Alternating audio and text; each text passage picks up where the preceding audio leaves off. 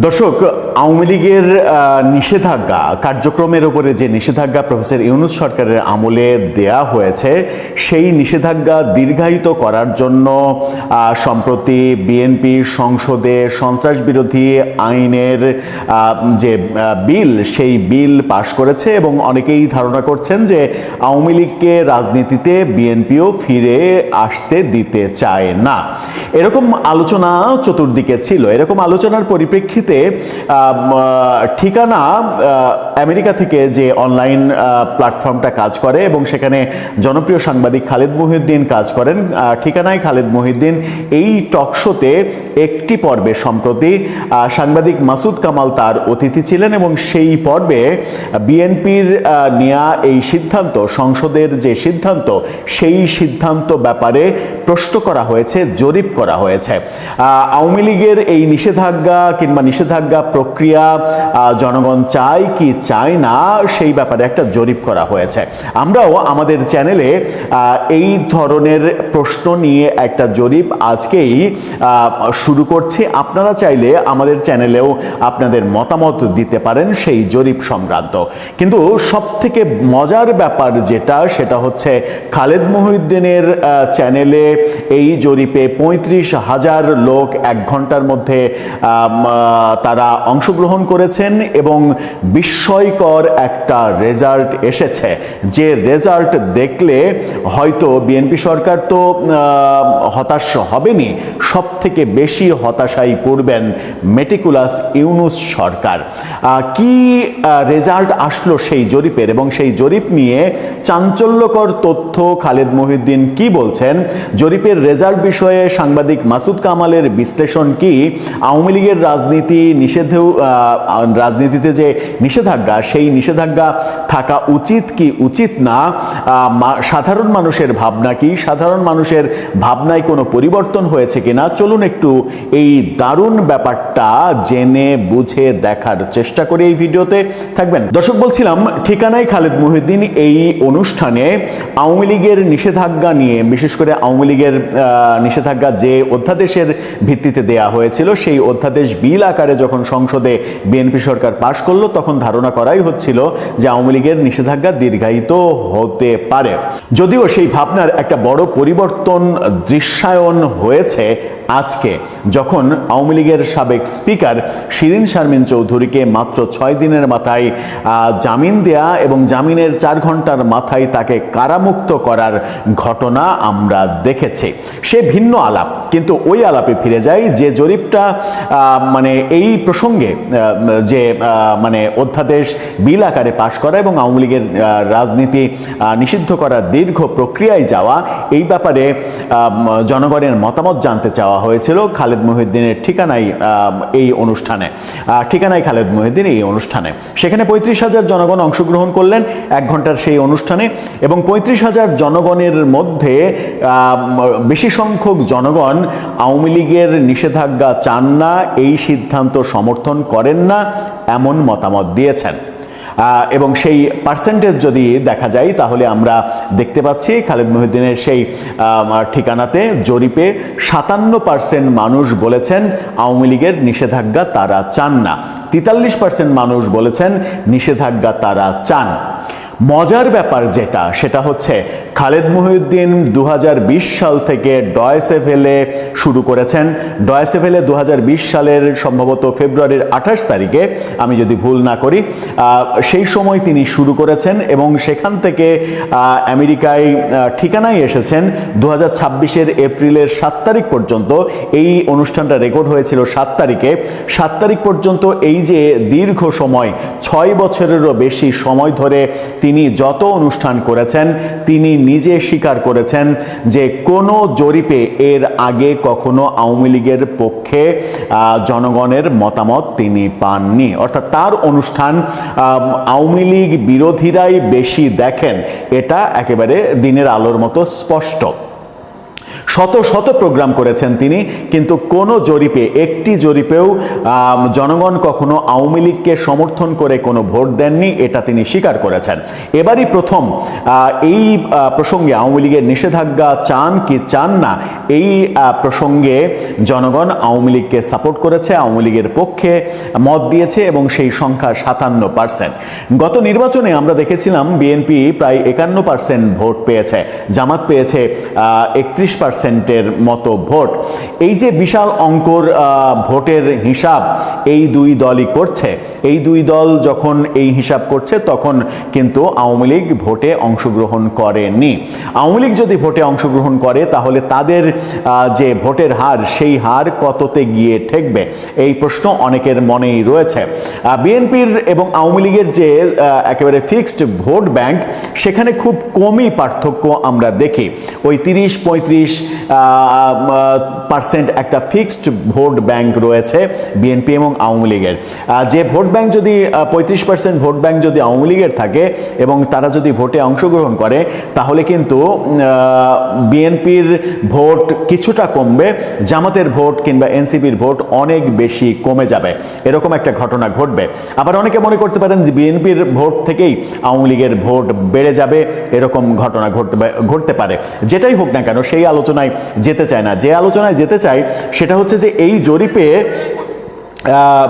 জরিপে যেটা আওয়ামী লীগের পক্ষে জনগণ অবস্থান নিলেন, হঠাৎ করে খালেদ মহিউদ্দিনের দর্শকরা, যারা সংখ্যাগরিষ্ঠ আওয়ামী বিরোধী বলেই মানে এতদিন প্রমাণ হয়ে এসেছে, তারা কি হঠাৎ করে আওয়ামী লীগের সমর্থন করা শুরু করলেন, আওয়ামী লীগের সমর্থক হয়ে গেলেন, নাকি তারা বাস্তবতার পরিপ্রেক্ষিতে আসল ব্যাপারটা অনুধাবন করতে পেরেছেন যে কোনো দল নিষিদ্ধ করা গণতান্ত্রিক দেশে সুষ্ঠু কোনো প্রক্রিয়া নয়, যেটা প্রফেসর ইউনূস করেছিলেন। সাংবাদিক মাসুদ কামাল এর উত্তরে যেটা বলেছেন যে এই যে সমর্থন, এই যে আওয়ামী লীগ আপনার জরিপে জিতে গেল, এই যে সমর্থন, তিনি এই সমর্থন প্রসঙ্গে বলছেন যে বাংলাদেশের মানুষ কোনো দলকে ভালোবেসে তাদেরকে ভোট দিয়ে ক্ষমতায় আনে না। তাহলে কিভাবে ক্ষমতায় আনে? আশ্চর্যজনকভাবে তিনি বলছেন বাংলাদেশের মানুষ মূলত পূর্বতন সরকারের ওপরে রাগ, ক্ষোভ, তার অধিকার আদায় করতে না পারা, তার চাহিদা পূরণ না হওয়া, এসব কারণে পূর্বতন সরকারের বিরুদ্ধেও মতকে প্রতিষ্ঠিত করতে গিয়ে কোনো একটা দলকে তারা ভোট দেয় এবং সেই ভোট দেওয়ার কারণেই নতুন কোনো দল ক্ষমতায় যায়। সেই ক্ষেত্রে তিনি বলছেন যে সেই প্রেক্ষাপটটা এই ক্ষেত্রেও দেখা গেছে জনগণ ব্যর্থ মানে হয়েছে চাহিদা পূরণে কিংবা অধিকার আদায়ে প্রফেসর ইউনূস সরকারের দীর্ঘ 1.5 বছরের শাসনামলে, এবং তার ধারাবাহিকতায় মানে বিএনপির যে শাসনামল সেটাও হয়তো যুক্ত হয়েছে, যদিও বিএনপির এই 2 মাসে তো আর ব্যর্থতা সফলতার হিসাব আপনি করতে পারেন না। মূলত প্রফেসর ইউনূসের মেটিকুলাস শাসন ব্যবস্থার যে অনাচার, যে অনিয়ম, যে দুর্নীতি, যে মপতন্ত্র, সেইগুলো দেখে মানুষ এতটাই মানে বিরক্ত হয়েছে, এতটাই রাগান্বিত হয়েছে ক্ষোভে, যে যারা এতদিন মানে তা আওয়ামী লীগকে সমর্থন করেনি, আওয়ামী লীগের বিপক্ষে সবসময় অবস্থান করেছে, তারাও মনে করছে যে এদের চাইতে তাহলে তো আমরা আগেই ভালো ছিলাম। মাসুদ কামাল বলছেন যে এই মপতন্ত্রের এগেনস্টে মানুষ ভাবতে শুরু করেছে আগেই তো ভালো ছিলাম, এই আগেই তো ভালো ছিলামের ভাবনা থেকেই এই জরিপে ভোট বেশি হয়েছে। তিনি বলছেন যে আপনি তো আর আওয়ামী লীগের লোকদেরকে দাওয়াত দিয়ে, ইনভাইট করে, জিয়াপত দিয়ে এখানে নিয়ে আসেননি তাদেরকে ভোট দেওয়ানোর জন্য, কিংবা আপনি বিএনপি কিংবা জামাতের সাপোর্টারদের বলেননি যে তোমরা আজকের এই পর্বটা দেখো না, তোমরা অফ যাও, সেটা তো করেননি।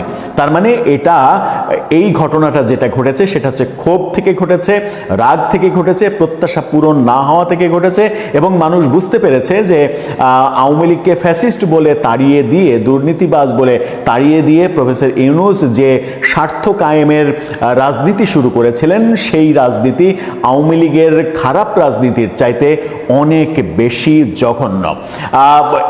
এই ব্যাপারটা যদি সত্যি মানে বাস্তবতা হয়, আমরা আমাদের চ্যানেলে যেটা বললাম যে আমাদের চ্যানেলেও এটা একটা আজকেই জরিপ আমরা ছেড়েছি, আপনারা অংশগ্রহণ করতে পারেন, আপনার মতামত দিতে পারেন। সেখানে কি রেজাল্ট আসবে সেটা আপনারাই ভালো জানেন, আপনারা ভোট দিয়ে সেটা করবেন। কিন্তু খালেদ মহিউদ্দিনের এই প্রোগ্রাম, খালেদ মহিউদ্দিনের যত প্রোগ্রাম, যতগুলো আমরা ফলো করি, সেই ফলো করাতে আমরা দেখি খালেদ মহিউদ্দিন নিজেও শেখ হাসিনার কট্টর সমালোচক। শেখ হাসিনার শাসনামল থেকেই তিনি শেখ হাসিনার সমালোচক, এবং তার যে দর্শক মানে কুল, সেই দর্শক কুলও একটা বড় এবং বেশিরভাগ অংশই শেখ হাসিনার এবং আওয়ামী লীগের কট্টর সমালোচক হিসেবেই পরিচিত। সেই কট্টর সমালোচকরা যখন আজকে বলছেন যে আওয়ামী লীগের নিষেধাজ্ঞার যে প্রক্রিয়া সেটা সঠিক নয়, আওয়ামী লীগকে রাজনীতি থেকে নিষিদ্ধ করা যাবে না, 57% দর্শক যখন এটা বলছেন, তখন আমার মনে হয় যে সরকারের এটা দৃষ্টিগোচর হওয়া উচিত। সেই ক্ষেত্রেও আবার মাসুদ কামাল বলছেন যে এই জরিপ এটা সরকার প্রধানের চোখে পড়তে দেবে না লোকজন, তার আশেপাশের চাটুকাররা সরকার প্রধানের চোখে পড়তে দেবে না। যদি সরকার প্রধানের চোখে পড়ে যায়, সরকার প্রধান যখন জিজ্ঞাসা করবে এটা হচ্ছে কেন, তখন তাকে উল্টাপাল্টা বুঝিয়ে দেয়া হবে যে না, ওগুলা ভিন্ন, কোত্থেকে আওয়ামী লীগের লোকজন এসে এই কাজটা করেছে, হঠাৎ করে বিভিন্ন কারণে আমাদের লোকজন অনুষ্ঠান দেখতে পারেনি, এই কারণে এটা হয়েছে, এটা কিছু না, এটা নিয়ে ভাবার কিছু নেই। আবার মানে তিনি সার্বজনীনভাবে বলছেন যে নেতারা সাধারণত এরকম একটা অজুহাত যখন চাটুকাররা দেখায়, তখন আবার পাল্টা ইনকোয়ারি করেন না যে এই চাটুকাররা যা বলছেন সেটাই সত্যি, নাকি এর পেছনে আরও কোনো ভয়াবহ সত্য লুকিয়ে রয়েছে। সব মিলিয়ে বাংলাদেশের রাজনীতি পাল্টাচ্ছে, বদলাচ্ছে, সিচুয়েশন চেঞ্জ হচ্ছে, এবং যার একটা বড় লক্ষণ এবং প্রমাণ আজকে আমরা পেয়েছি। অতি দ্রুততার সাথে সাবেক স্পিকার শিরীন শারমিন চৌধুরীর জামিন এবং আরও বিদ্যুৎ বেগে তার কারামুক্ত হওয়ার যে ঘটনাটা আজকে আমরা দেখেছি। দর্শক, আপনার কাছে কি মনে হয়, হঠাৎ করেই কি আবহাওয়া চেঞ্জ হয়ে যাচ্ছে, নাকি মাসুদ কামাল যেটা বলছেন যে মানুষ আসলে বিরক্ত হয়ে গেলে, বিরক্ত হয়ে, ত্যক্ত বিরক্ত হয়ে অন্য কোনো নতুন অবলম্বন খুঁজে বেড়ায়, সেটারই প্রতিধ্বনি আমরা দেখলাম। মুক্তিযুদ্ধের নেতৃত্ব দানকারী দল আওয়ামী লীগকে বিএনপি, জামায়াত, এনসিপি মিলে নিষিদ্ধ করেছে। ইউনূসের সাজানো নির্বাচনে সংখ্যাগরিষ্ঠ আসন নিয়ে ক্ষমতা লাভকারী বিএনপি, জামায়াত, এনসিপিকে মূলত অপশন দিয়েছে যে হয় জুলাই সনদ, নয় আওয়ামী লীগ নিষিদ্ধ, দুটোর একটা বেছে নিতে হবে। জামায়াত, এনসিপি বেছে নিয়েছে আওয়ামী লীগকে নিষিদ্ধকরণ। তাতে বিএনপিরও লাভ, রাজনীতির মাঠে প্রতিদ্বন্দ্বী বলে কেউ আর থাকছে না। কিন্তু প্রশ্ন সেখানে নয়, প্রশ্ন হলো যে সন্ত্রাস দমন আইনে আওয়ামী লীগকে নিষিদ্ধ করা হলো, সেই একই আইনে তো ৭১-এর সন্ত্রাসের জন্য জামায়াতকেও নিষিদ্ধ করা যায়। কিন্তু বিএনপি, জামায়াত, এনসিপির এই ৩ দলীয় জোট সরকার কি সেটা করবে? উত্তরটা সবার জানা, করবে না। কারণ এই সরকার নিজেই অবৈধ ইউনূস সরকারের বর্ধিত সংস্করণ মাত্র। জুলাই সন্ত্রাসের মাধ্যমে রাষ্ট্র ক্ষমতা দখলের যে ধারাবাহিকতা শুরু হয়েছিল, তারেক রহমানের এই সরকার সেই ধারাবাহিকতারই পরবর্তী অধ্যায়। ফলে এই সরকারের কাছে আইনের সমান প্রয়োগ প্রত্যাশা করা বাতুলতা। বিষয়টির গভীরে গেলে দেখা যায় ৮ই এপ্রিল জাতীয় সংসদে সন্ত্রাস বিরোধী সংশোধন বিল পাশ করে আওয়ামী লীগের নিষেধাজ্ঞাকে আইনি রূপ দেওয়া হয়েছে। পরদিনই পাশ হয়েছে জাতীয় মুক্তিযোদ্ধা কাউন্সিলের বা জামুকা সংশোধনী বিল। সেখানে মুক্তিযুদ্ধকালীন পাকিস্তানি হানাদার বাহিনীর সহযোগী হিসাবে তৎকালীন মুসলিম লীগ, জামায়াত ইসলামী এবং নেজামে ইসলাম পার্টির নাম স্পষ্টভাবে বহাল রাখা হয়েছে। অর্থাৎ একই সংসদ একই দিনে দুটি বিপরীতমুখী বিল পাশ করেছে। এক হাতে আওয়ামী লীগকে সন্ত্রাসী সংগঠন ঘোষণা করে নিষিদ্ধ করা হয়েছে, আরেক হাতে জামায়াতকে ৭১-এর গণহত্যার সহযোগী বলে আইনি স্বীকৃতি দিয়েও তাকে রাজনৈতিকভাবে সুরক্ষিত রাখা হয়েছে। দেশের প্রধান বিরোধী দল হিসেবে তাকে বসানো হয়েছে। এবং সেখানে এমন একজন এমপি আছেন যিনি যুদ্ধাপরাধের দায়ে মৃত্যুদণ্ডপ্রাপ্ত আসামি। তাহলে দ্বিচারিতাটা দেখুন। তারেক রহমানের অবৈধ সরকারের এই মূল চরিত্র এটাই। জামুকা বিলের উপর সংসদে জামায়াতের আমির এবং বিরোধী দলীয় নেতা শফিকুর রহমান আপত্তি জানালেও স্পিকার হাফিজউদ্দিন আহমদ সেই আপত্তিকে কার্যত অস্বীকার করেছেন। বিরোধী দলের নেতা কোনো আপত্তি করেননি বলে ঘোষণা দিয়ে ভোটেও দেননি তিনি। মুক্তিযুদ্ধ বিষয়ক মন্ত্রীও জামায়াতের আপত্তির কোনো জবাব দেননি। এনসিপি আবার জানিয়ে দিয়েছে এই বিলে তাদের কোনো আপত্তি নেই। খুব নাটক লাগছে কিন্তু বিষয়টা। আপনার কি নাটক মনে হচ্ছে না? প্রশ্ন উঠছে যে জামুকা আইনে যদি জামায়াতকে সরাসরি ৭১-এর সহযোগী বলে স্বীকার করা হয়, তাহলে একই সন্ত্রাস দমন আইনে জামায়াতকে কেন নিষিদ্ধ করা হচ্ছে না? ৭১-এ ৩০ লক্ষ শহীদের রক্তে যে গণহত্যা সংগঠিত হয়েছে, পাকিস্তানি হানাদার বাহিনীর সক্রিয় সহযোগী হিসাবে জামায়াত যে ভূমিকা রেখেছে, সেটা কি ২৪-এর জুলাই সন্ত্রাসের চেয়ে কম ভয়াবহ? তাহলে কোন যুক্তিতে আওয়ামী লীগকে নিষিদ্ধ করে জামায়াতকে রাষ্ট্রের বিরোধী দলের মর্যাদায় বসিয়ে রাখা হচ্ছে? এই প্রশ্নের জবাব এড়িয়ে যাওয়ার কোনো নৈতিক সুযোগ তারেক রহমানের সরকারের আছে বলে মনে করেন?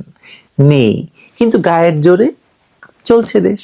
জামায়াতের আমির শফিকুর রহমান সংসদে বলেছেন, আল্লাহ ভালো জানেন ৭১ সালের সেই চরম সময়ে কার কি ভূমিকা ছিল, মানে বিপদে পড়লে আল্লাহর নাম। এই বক্তব্য তো একটা ধৃষ্টতা। ইতিহাসে কে কি করেছে সবাই জানে। লক্ষ লক্ষ সাক্ষী আছে, দলিল আছে, আন্তর্জাতিক স্বীকৃতি আছে। রক্তের দাগ মুছে আল্লাহই একমাত্র সাক্ষী বলে পার পেয়ে যাওয়ার এই অপচেষ্টা প্রমাণ করে যে জামায়াত তার ৭১-এর চরিত্র থেকে বিন্দুমাত্র সরে আসেনি। আর এই দলকে বুকে নিয়ে সংসদ চালাচ্ছে তারেক রহমানের অবৈধ সরকার। আইনি দৃষ্টিকোণ থেকে বিশ্লেষণ করলে দেখা যায় সন্ত্রাস দমন আইনে কার্যক্রম নিষিদ্ধ করার কোনো আইনগত ভিত্তি নেই বলে সুপ্রিম কোর্টের একাধিক আইনজীবী স্পষ্টভাবে বলেছেন। ব্যারিস্টার জ্যোতির্ময় বড়ুয়া বলেছেন, এই আইনে কর্মকাণ্ড নিষিদ্ধ করার কোনো সুযোগ নেই। নিষিদ্ধ করতে হলে দলটিকে নিষিদ্ধ করতে হবে। অর্থাৎ ইউনূস সরকারের সময়ে নেওয়া সিদ্ধান্ত এবং তারেক সরকারের সংসদে পাশ করা বিল উভয়েরই আইনি ভিত্তি নেই। আইনকে নিজেদের সুবিধা মতো ব্যবহার করা আর সুবিধা মতো উপেক্ষা করার এই সংস্কৃতি প্রমাণ করছে যে এই সরকার জনগণের সরকার নয়, এটি একটি বিশেষ প্রতিশোধের সরকার, একটি বিশেষ শ্রেণীর স্বার্থ রক্ষার সরকার। রাজনৈতিক বাস্তবতায় আওয়ামী লীগকে নিষিদ্ধ করে সবচেয়ে বেশি লাভবান হবে বিএনপি। ইতিহাসের দীর্ঘতম সময় ধরে বাংলাদেশের রাজনীতিতে যে দলটি তাদের প্রধান প্রতিদ্বন্দ্বী ছিল, সেই দলটিকে মাঠ থেকে সরিয়ে দেওয়া গেছে কোনো ভোট যুদ্ধ ছাড়াই। জুলাই সন্ত্রাসীদের আন্দোলনের ফসল ঘরে তুলতে তারেক রহমানের দল কোনো কুণ্ঠা করেনি। এনসিপি পেয়েছে তার অস্তিত্বের রাজনৈতিক অজুহাত, জামায়াত পেয়েছে বিরোধী দলের আসন এবং ৭১-এর দায় থেকে নিরাপদ মুক্তি। তিনটি দলের তিনটি স্বার্থ এক সূত্রে গেঁথে যে চুক্তিটি হয়েছে তার মূল্য চোকাচ্ছে বাংলাদেশের গণতন্ত্র এবং মুক্তিযুদ্ধের চেতনা।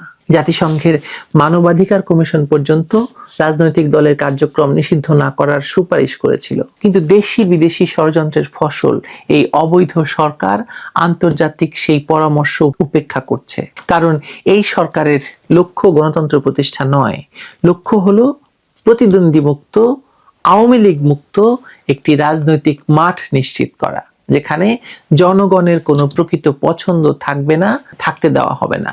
আপনাদের মনে থাকার কথা যে ২০২৪ সালের আগস্টে ক্ষমতা দখল করেই অবৈধ ইউনূস এবং তার জামায়াত এনসিপি সঙ্গী সাথীরা ১৯৭১-কে রিসেট করার কথা বলেছিলেন। বঙ্গবন্ধুর বাড়ি ভেঙে গুড়িয়ে দেওয়ার সঙ্গে সঙ্গে সারা দেশ থেকে ৭১-এর সকল স্মৃতিচিহ্ন মুছে ফেললেও বিএনপি টু শব্দটি করেনি, বরং কোথাও কোথাও নিজেরা অংশ নিয়েছে। সারা বাংলাদেশে আওয়ামী লীগের বিরুদ্ধে যত সংখ্যক মামলা হয়েছে বেশিরভাগ করেছে বিএনপি। আর এবার মুক্তিযুদ্ধের নেতৃত্ব দানকারী আওয়ামী লীগকে নিষিদ্ধ করার জন্য সংসদে আইন পাশ করে বিএনপি আসলে অবৈধ ইউনূস সরকারের রিসেট বাটন প্রকল্পের পুরোপুরি বাস্তবায়ন ঘটালো। আমি শুরু থেকেই তারেক রহমানের সরকারকে ইউনূসের বর্ধিত সংস্করণ হিসেবে অভিহিত করেছি। আপনাদের নিশ্চয়ই এরপর আর কোনো প্রমাণের প্রয়োজন হবে না আমার এই বক্তব্যের সপক্ষে। হবে কি, ৭১-এর ঘাতকদের বিচার না করে মুক্তিযুদ্ধের নেতৃত্ব দানকারী দলকে নিষিদ্ধ করার এই কর্মকাণ্ড বাংলাদেশের ইতিহাসে তারেক রহমান এবং তার দল বিএনপিকে মুক্তিযুদ্ধ বিরোধী হিসেবে আবারও প্রথম স্থান দিয়ে দিল। এতে কোনো ভুল আছে? আমি তো কোনো ভুল দেখতে পাচ্ছি না। ভালো থাকবেন সবাই।